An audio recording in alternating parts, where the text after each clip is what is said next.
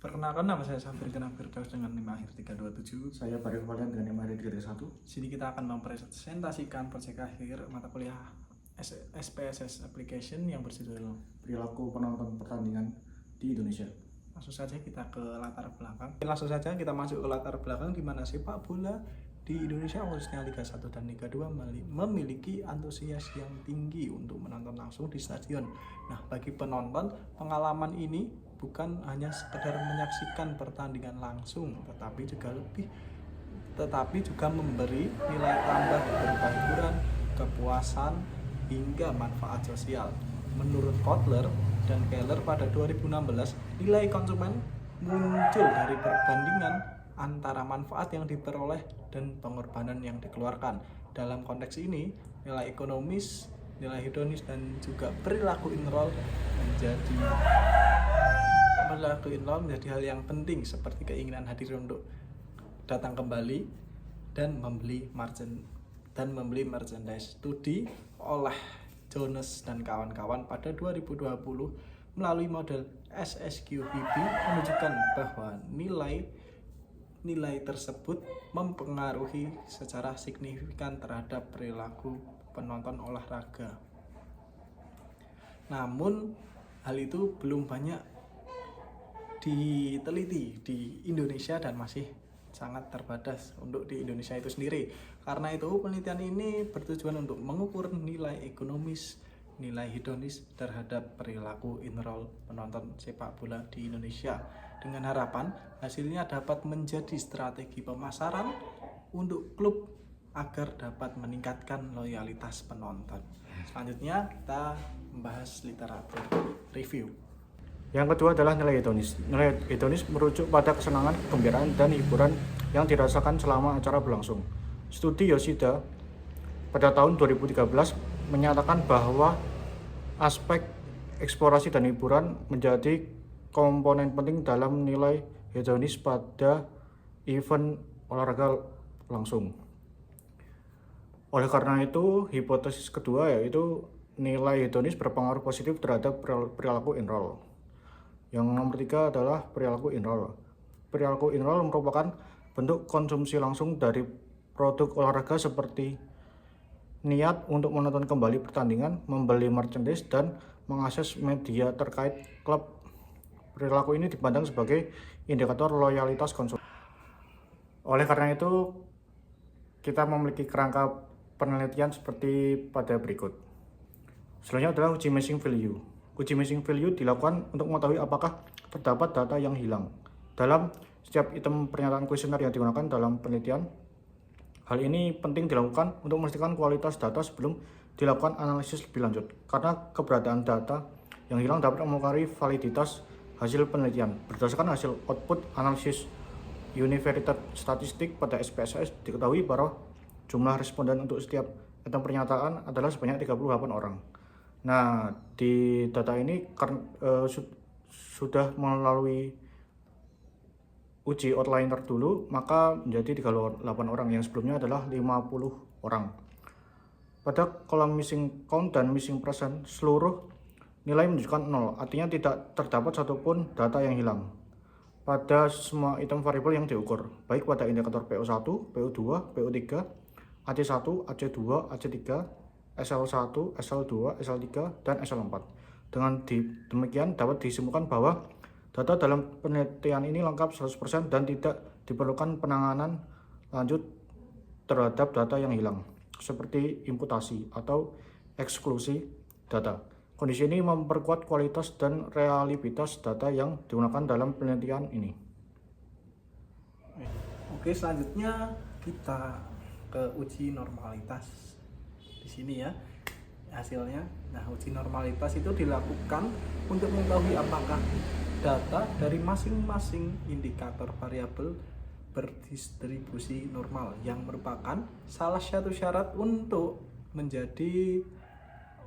melakukan analisis statistik parametrik seperti regresi linear. Nah, berdasarkan hasil uji Kolmorov-Smirnov, seluruh item dalam penelitian ini memiliki nilai signifikansi di atas 0,05. Nah, hal tersebut menandakan bahwa seluruh data yang kita cantumkan itu berdistribusi secara normal. Pas banget tuh material. Adalah uji outlier dengan output box plot dari SPSS menunjukkan sebaran data untuk masing-masing variabel yang dianalisis, termasuk median, kuartil, dan keberadaan nilai pensilan atau outlier. Outlier ditandai dengan simbol titik atau estereotik yang berada di luar batas bawah atau atas box plot. Uji outlier pada data ini dilakukan sebanyak 2 kali. Pada pengujian outlier pertama, hasil output box plot dari SPSS menunjukkan adanya 3 pensilan yang signifikan, yaitu pada data responden nomor 46, 38, dan 7. Pengujian kedua menghasilkan data outlier 2 tambahan, yaitu pada data responden nomor 18 dan 26. Keduanya juga berada di luar batas normal distribusi dan ditampilkan secara jelas dalam box plot. Kehadiran dua nilai ini mengindikasikan bahwa terdapat lebih dari satu responden dengan nilai yang jauh dari pusat distribusi data. Identifikasi ini penting karena jumlah dan posisi outlier dapat mempengaruhi hasil analisis statistik seperti rata-rata dan standar deviasi. Ya, selanjutnya kita melakukan uji statistik deskriptif untuk melihat nilai rata-rata, sebaran data, dan juga simpangan baku untuk setiap butir pertanyaan. Nah, pada variabel AC, item pertanyaan AC3 itu memiliki nilai rata-rata tertinggi dengan nilai 5,95, sedangkan untuk variabel PO, item pertanyaan PO3 itu memiliki nilai tertinggi dengan nilai 5,05. Yang terakhir untuk variabel SL itu item pertanyaan SL3 memiliki nilai rata-rata tertinggi senilai 5,45. Nah, nilai min atau nilai rata-rata yang tinggi ini mengidentifikasikan bahwa aspek yang diukur oleh AC3 dianggap paling relevan atau sesuai dengan mayoritas responden. Nah, dengan jumlah responden sebanyak 38 ini, hasil ini cukup untuk menggambarkan kecenderungan umum dalam populasi penelitian. Selama nilai min atau nilai rata-rata, perlu diperhatikan simpangan baku dari masing-masing item karena nilai tersebut menunjukkan tingkat konsistensi jawaban antar responden. Semakin kecil nilai simpangan bakunya, maka semakin homogen tanggapan yang diberikan. AC3 memiliki jawaban yang paling homogen di antara item-item lain, walaupun hanya selisih sedikit dengan AC2. Selanjutnya adalah uji validitas. Berdasarkan hasil uji validitas menggunakan teknik korelasi Pearson, seluruh item pertanyaan pada masing-masing variabel dalam penelitian ini dinyatakan valid. Untuk variabel nilai ekonomis atau PO yang terdiri dari 3 item, PO1, PO2, dan PO3, seluruh itu menunjukkan nilai signifikasi di bawah 0,05 dengan nilai koefisien korelasi antara 0,6690 hingga 0,896. Hal ini menunjukkan adanya hubungan yang sangat kuat antara masing-masing item dengan total skor nilai variabel nilai ekonomis, sehingga item dapat dikatakan valid. Selanjutnya pada nilai variabel hedonis atau AC yang juga terdiri dari 3 item, AC1, AC2, dan AC3. Diperoleh hasil bahwa semua item memiliki nilai signifikasi sebesar 0,000 yang lebih kecil dari 0,05 dan nilai Pearson berkisar antara 0,700 hingga 0,8802. Ini menunjukkan bahwa item-item pada variabel nilai hedonis juga valid dan memiliki keterikatan yang sangat kuat satu sama lain dalam mengukur konstruk yang sama. Untuk variabel perilaku enroll atau SL yang terdiri dari 4 item, SL1, SL2, SL3, dan SL4, seluruh item menunjukkan nilai signifikasi di bawah 0,05 serta nilai koefisien korelasi yang positif dan cukup tinggi, yakni terkisar antara 0,426 hingga 0,695. Ini mengindikasikan bahwa keempat item tersebut juga valid dalam mengukur perilaku internal penonton. Dengan demikian dapat disimpulkan bahwa semua item pada masing-masing variabel penelitian ini valid sehingga layak digunakan dalam proses analisis lebih lanjut seperti uji regresi atau uji pengujian model lainnya. Baik, selanjutnya ini akan kita hadirkan uji reliabilitas. Nah, yang pertama untuk PO dulu nih, variabel PO nilai Cron Batch alpha sebesar 0,883 yang menunjukkan bahwa instrumen yang digunakan untuk mengukur variabel nilai ekonomis sangat reliabel. Angka ini berada jauh di atas batas minimum yaitu 0,7. Bahkan masuk kategori sangat baik.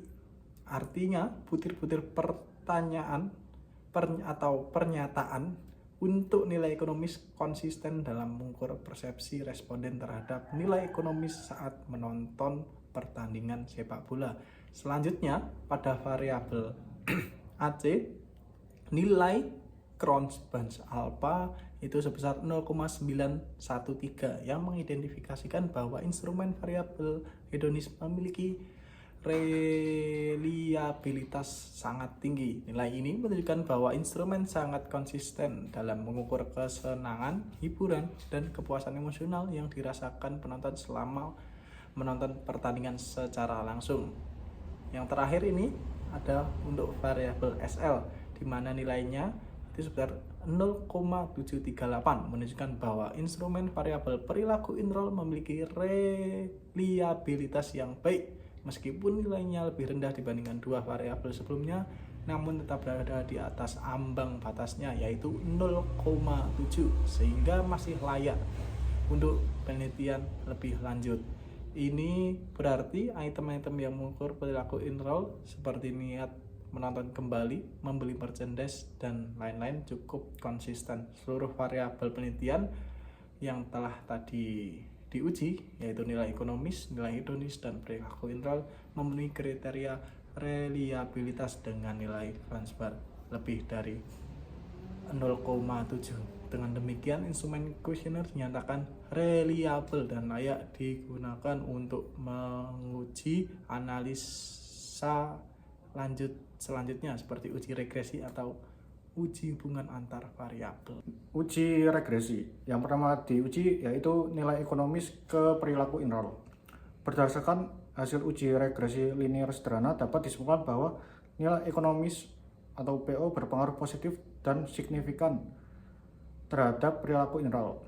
Model regresi ini secara statistik signifikan dan mampu menjelaskan sebagian variasi dari perilaku internal. Walaupun masih ada faktor lain di luar model yang juga mempengaruhi, hal ini menunjukkan bahwa semakin tinggi persepsi individu terhadap nilai ekonomis suatu hal, maka semakin tinggi pula kecenderungan mereka untuk menunjukkan perilaku internal.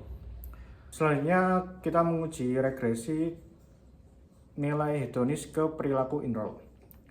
Hasil uji regresi linear sederhana menunjukkan bahwa AC atau nilai hedonis berpengaruh positif dan signifikan terhadap perilaku internal atau SL. Model ini dapat menjelaskan 42,4% variasi dalam perilaku internal dengan tingkat signifikasi tinggi atau P kurang dari 0,001. Koefisien regresi sebesar 0,839 menunjukkan bahwa peningkatan pada AC akan mendorong peningkatan perilaku internal secara substansial. Dengan demikian, AC dapat dianggap sebagai prediktor yang kuat dan relevan dalam mempengaruhi perilaku internal. Ya, sekian presentasi dari kami, kurang lebihnya mohon maaf. Wassalamualaikum warahmatullahi wabarakatuh.